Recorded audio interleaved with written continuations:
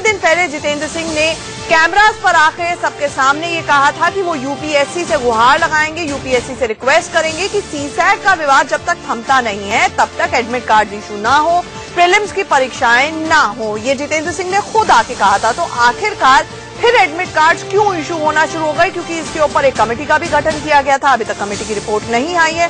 तो इन तमाम पहलुओं पर प्रधानमंत्री ने जानकारी ली है। हमारे साथ हमारे सहयोगी राकेश जुड़ रहे हैं इस वक्त इस बड़ी खबर पर।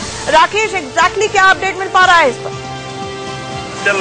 प्रधानमंत्री कार्यालय के राज्य मंत्री, जो कि संघ लोक सेवा आयोग की परीक्षा है, जो छात्र जिस तरह से लगातार उग्र हैं जो परीक्षा प्रणाली को लेकर, और खास तौर पर जो 24 अगस्त का जो एडमिट कार्ड जारी किया जा रहा है उसको लेकर प्रधानमंत्री को पूरे तौर पर ब्रीफ किया गया है। डीओपीटी मिनिस्टर, जो कि इसके संघ लोक सेवा आयोग इन्हीं के अधीन आता है, इनके मंत्री हैं ये, तो उन्होंने पूरा ब्रीफ किया है कि आखिरकार क्या पूरा मामला हुआ है।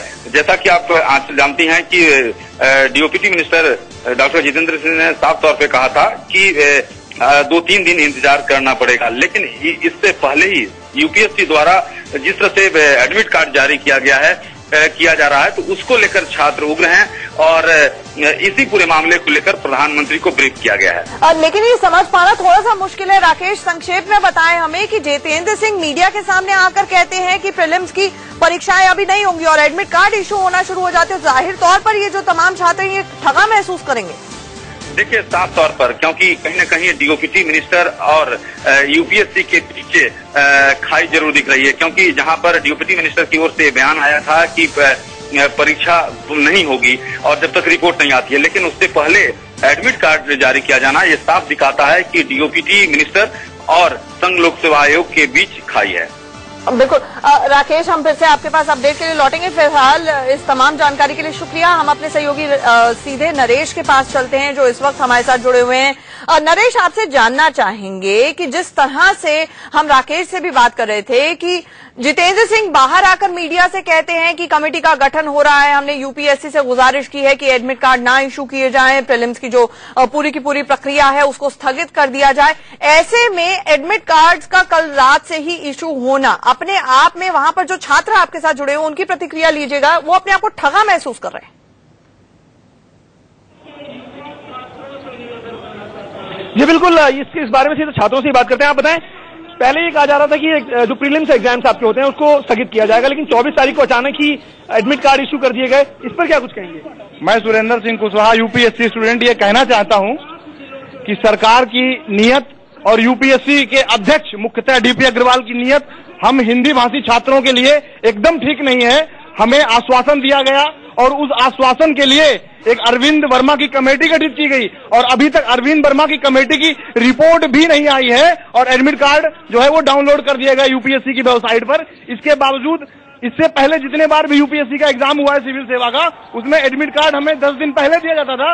इस वर्ष अभी जो सरकार ने एक कमेटी गठित करने के लिए बोला था अरविंद वर्मा की, वो कमेटी ने अभी रिपोर्ट भी नहीं सौंपी है पीएमओ को, कार्मिक मंत्रालय को और यूपीएससी के अन्य लोगों को, और उसके बावजूद भी एडमिट कार्ड हमारे डाउनलोड कर दिए गए। इसके पहले जो हमारा अनशन तोड़वाया गया उसमें यहाँ के स्थानीय सांसद मनोज तिवारी पूरी साजिश थी। अब क्या चाहते हैं आप क्या चाहते हैं ये बताएं। हम ये चाहते हैं कि ये परीक्षा सबसे पहले तो आगे बढ़ाई जाए और इसके बाद में जो सीटेट में हम बदलाव चाहते हैं वो सीटेट में बदलाव किया जाए। नरेश, आप इनसे ये भी पूछेगा, ये भविष्य के सिविल सर्वेंट्स हैं जो इस तरह से अगर शांतिपूर्वक प्रदर्शन करें तो समझ में आती है, लेकिन भविष्य के सिविल सर्वेंट्स अगर इस तरह से आगजनी करें, तोड़फोड़ करें सड़कों पर दिल्ली की यूपीएससी के विवाद में, उसके पैटर्न के खिलाफ, तो ये कहां तक सही है? इन्हीं से रिएक्शन दीजिए। जी बिल्कुल, इन लोगों से जानते हैं।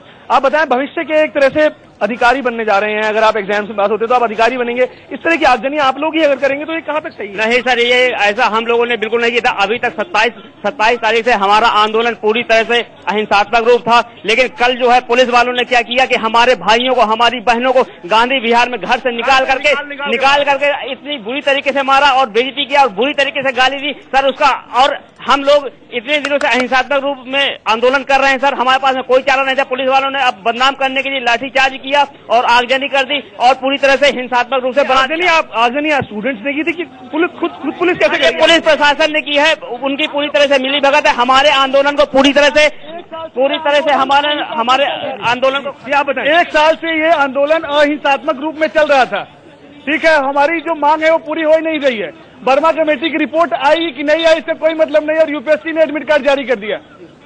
तो हमारे आशा एक बात बताएं आपको, यहाँ पर जो इनका मुख्य यहाँ पर प्रदर्शन करने का कारण है वो यही है कि यूपीएससी ने अचानक ही 24 तारीख की रोज यहाँ पर एडमिट कार्ड यहाँ पर जारी कर दिया, और इसी बात को लेकर के कुछ यहाँ पर छात्र उग्र भी हो गए थे। और इसके बाद तमाम जो पुलिसकर्मी यहाँ पर तैनात थे उन्होंने यहाँ पर लाठी चार्ज भी किया।